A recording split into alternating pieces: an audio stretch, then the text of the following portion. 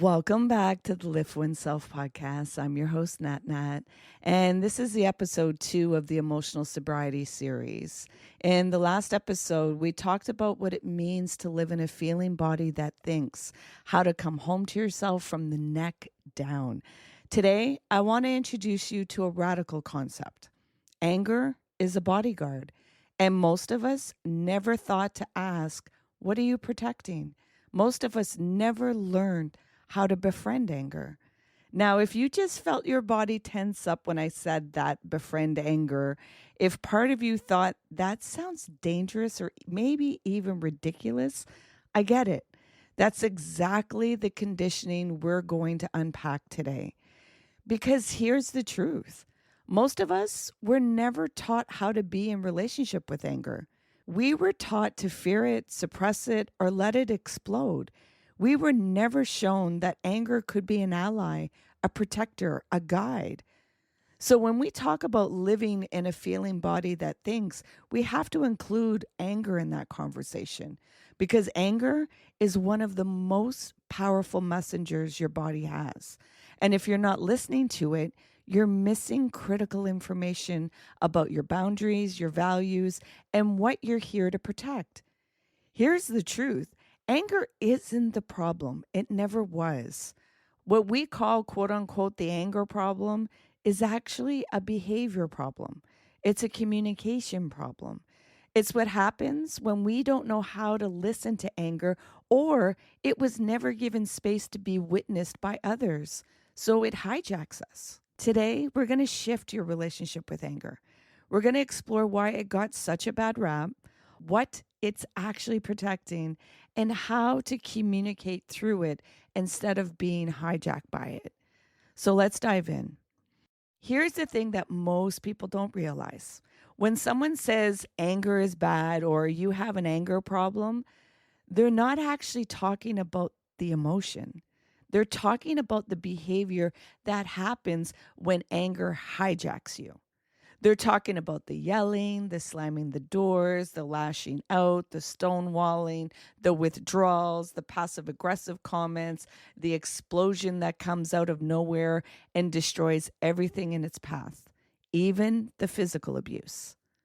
That's not anger. That's what happens when you don't know how to be with anger, when you've never been taught how to listen to it, feel it, and let it move through you. Think about it. How often were we taught to communicate through anger? What we were told was calm down, don't raise your voice, you're overreacting. Why are you so sensitive? So, what did we learn? We learned to suppress it, push it down, pretend it's not there until it builds and builds and builds. And then one day it explodes, or worse, it turns inwards and becomes depression, self hatred, or chronic illness. And then we wonder why we have quote unquote anger issues. We don't have anger issues. We have a relationship problem with anger. We've never been introduced properly.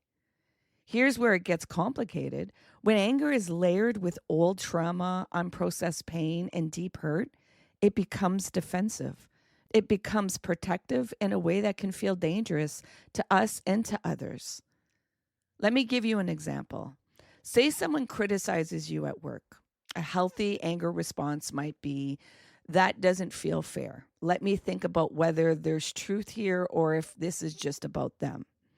But if that criticism lands on an old wound, maybe a childhood of never being good enough, of being told you're stupid or lazy or worthless, suddenly you're not just responding to the criticism, you're responding to every single time you've ever felt unseen, unvalued, dismissed.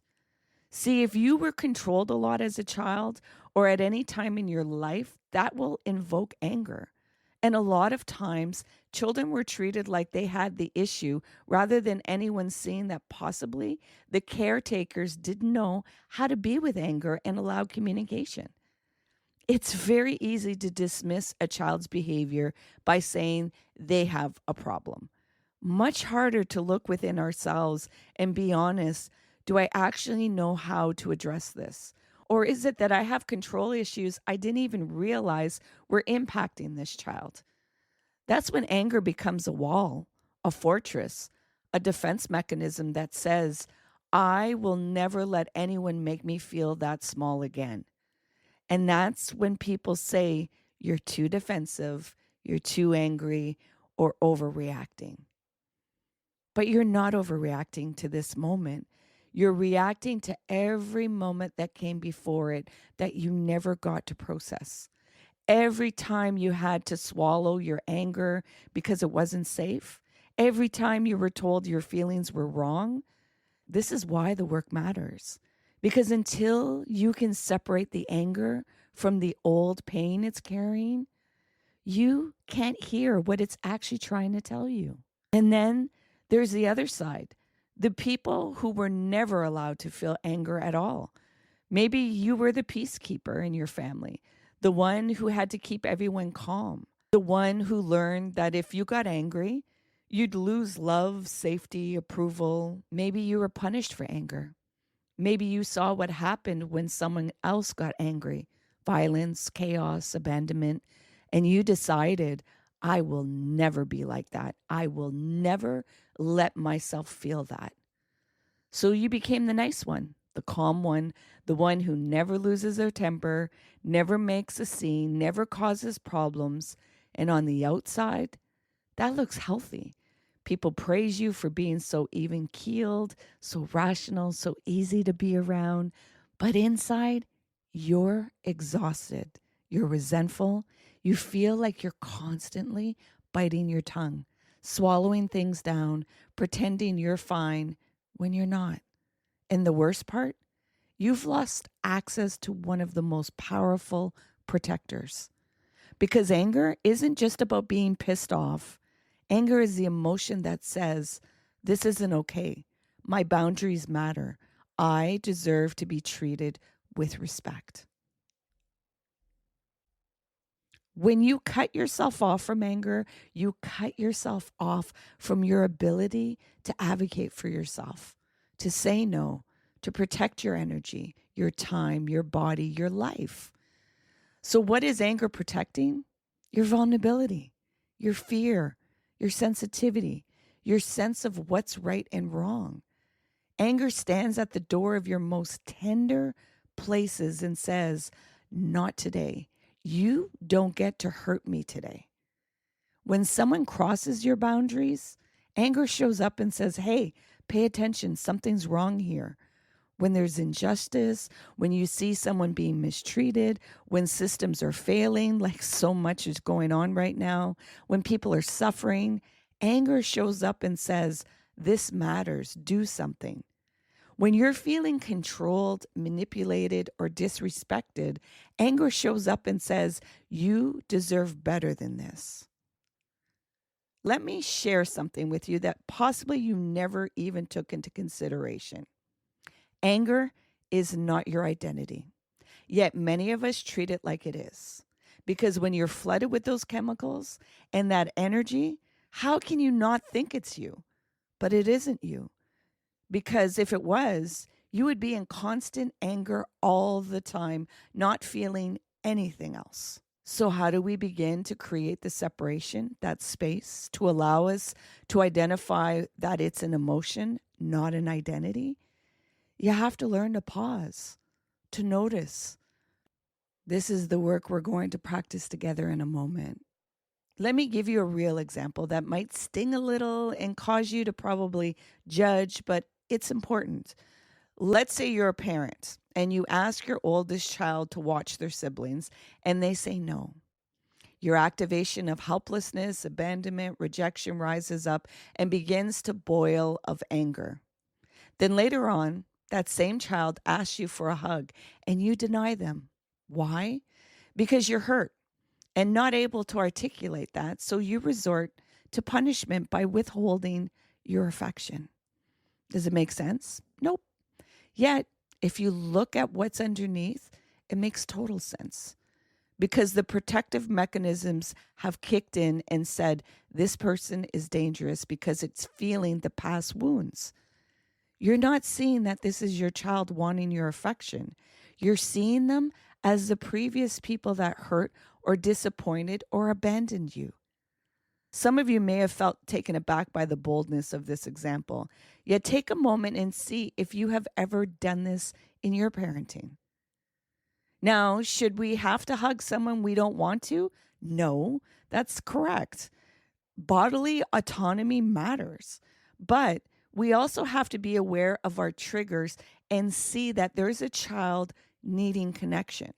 We can still connect with our child and use our words to express our disappointment or frustration. Both can be there. Yet, how many of us know how to do that? I'm sure many are thinking, nah, I'm going to teach through behavior, which is okay. That works. Yet, how effective is it? And also, how much damage are we causing? This can be really challenging when you're a parent because you have to remember that this is a child and not an adult, and that the standards you hold for an adult are not the same for a child. Yet your nervous system doesn't compute that.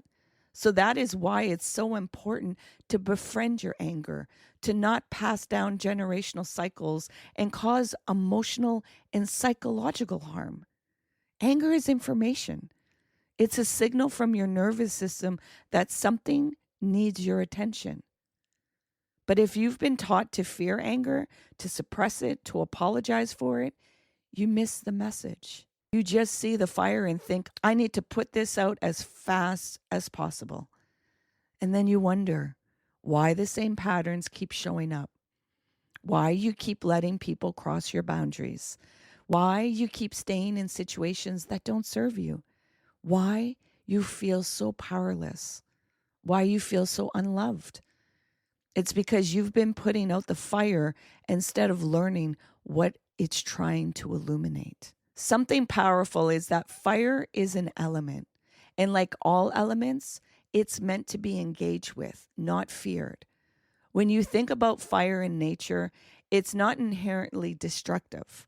Fire clears the forest floor. It makes space for new growth. It transforms what's old and dead into ash, which becomes soil for what's next. Rage and anger work the same way. When you allow yourself to feel the heat of anger, when you let yourself rage in a contained way, you're burning through what's been stuck. You're clearing out the old. You're making space for something new. This is especially true when it comes to grief. Grief and anger are inseparable.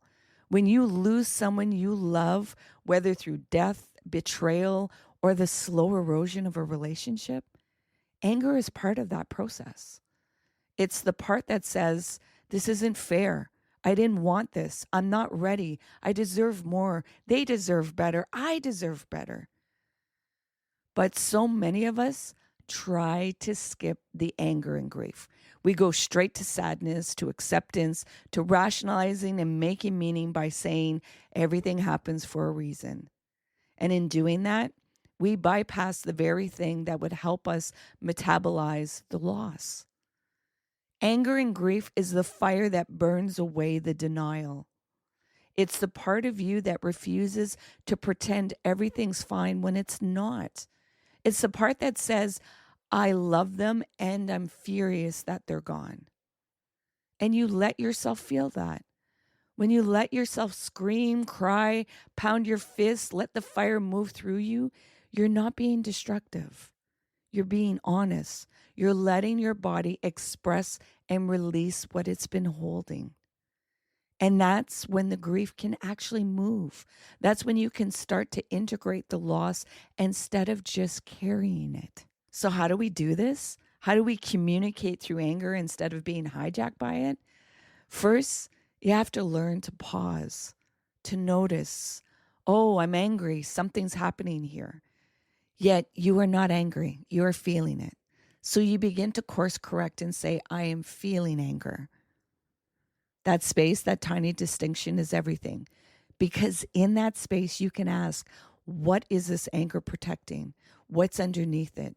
Is this about now or is this about then? Second, you have to let yourself feel it in your body. Where is the anger living? Is it in your chest, your jaw, your fists, your throat, your stomach. Don't try to think your way through it. Don't try to rationalize it or make it make sense. Just feel it. Let it have space. Let the fire burn without trying to control the flame.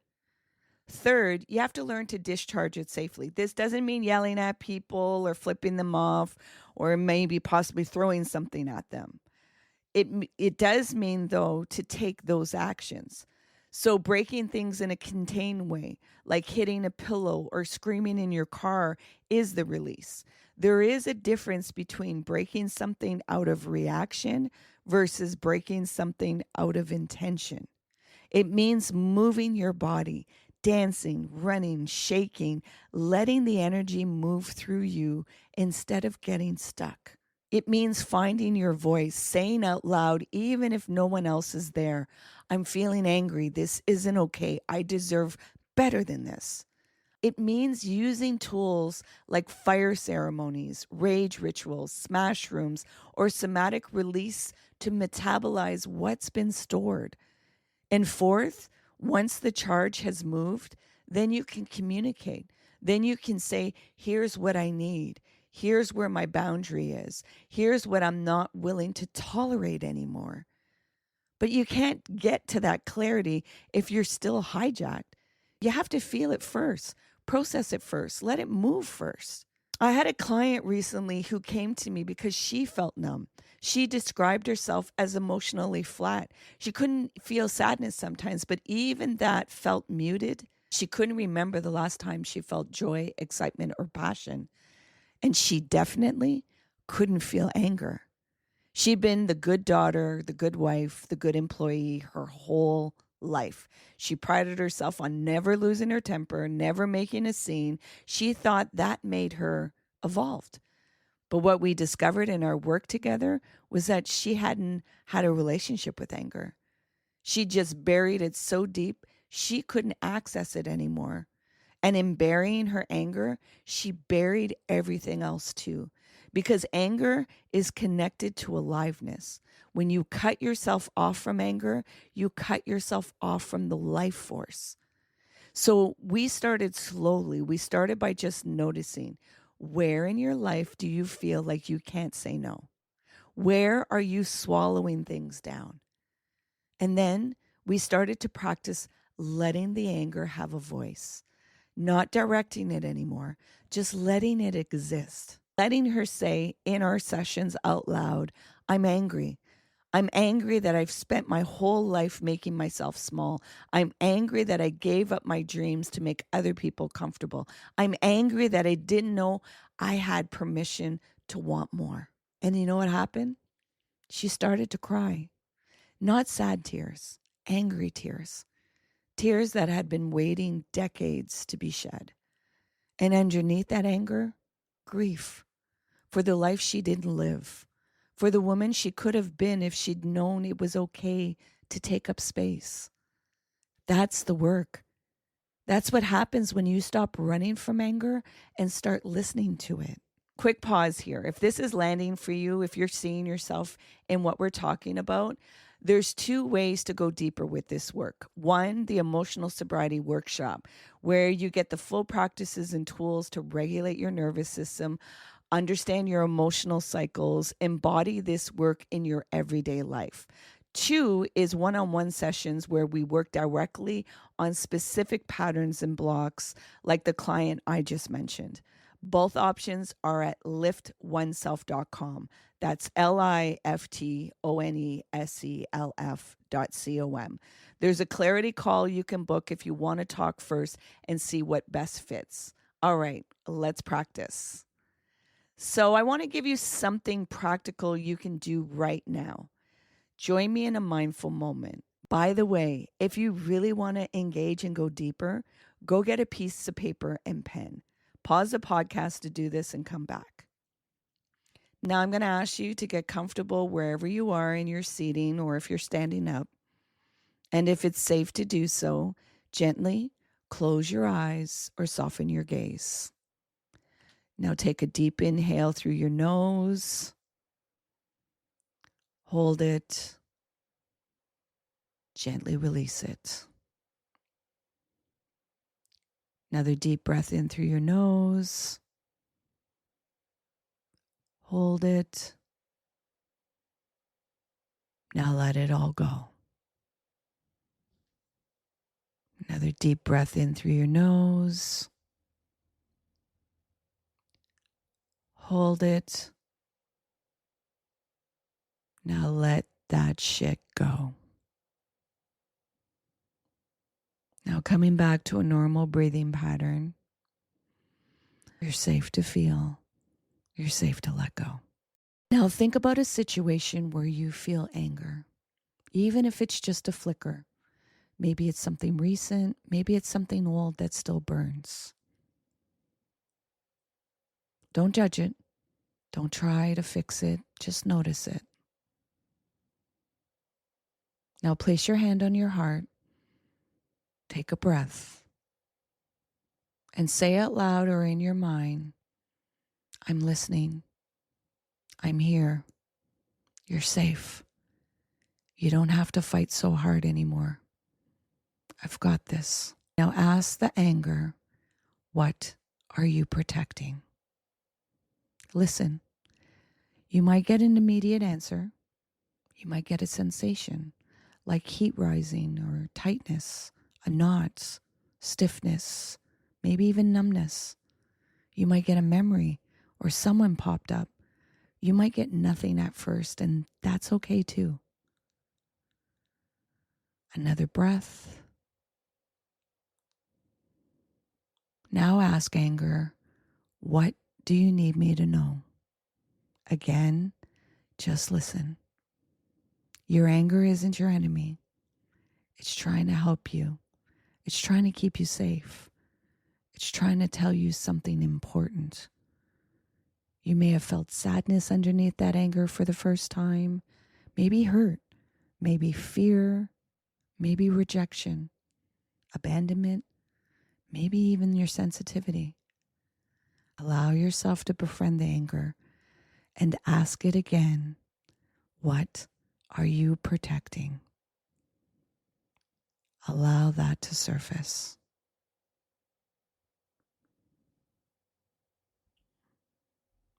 Now take a deep breath in through your nose. Hold it and gently release. That's the practice. That's how you start to befriend anger instead of fear it. You're not trying to get rid of it. You're learning to be in a relationship with it, to let it be your ally instead of your enemy. Perhaps some stuff came up. Maybe you need to pause right now and journal. Do that. This is your work, and you want to get the insights needed to have a better relationship with yourself. So as I mentioned, anger has been misunderstood and given a bad rap. Anger isn't the problem. It never was. The problem is that we were never taught how to hold it, how to listen to it, how to let it move through us without destroying everything in its path. But that doesn't mean anger is bad. It means we need better tools. We need to learn how to communicate through it, how to separate the emotion from the old wounds it's carrying, how to let the fire burn without letting it consume us. Because when you can do that, when you can feel your anger, listen to it, and let it guide you back to your boundaries, your values, your voice, everything changes. You stop being afraid of yourself. You stop apologizing for taking up space. You stop letting people treat you in ways you don't deserve. You start living from a place of power, not force, not aggression, but power. The kind that says, I matter, my needs matter, and I'm not afraid to protect what's sacred to me. That's what anger is here to teach you. So this is episode 2, Befriending Anger, learning to see it not as the enemy, but as the protector it's always been. In the next episode, the final one in this series, we're going to bring it all together and talk about what emotional sobriety actually is.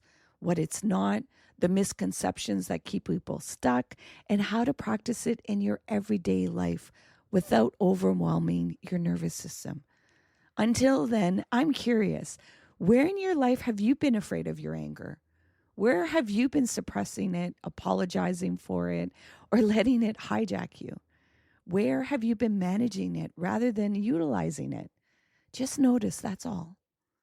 And if this episode brought something up for you, if you felt something shift, I'd be so grateful if you'd share it. Share it with someone who needs to hear this. Someone who's been told they're too angry, or someone who's been afraid to feel their anger at all. Help me grow Lift Oneself so we can reach the people who need permission to feel.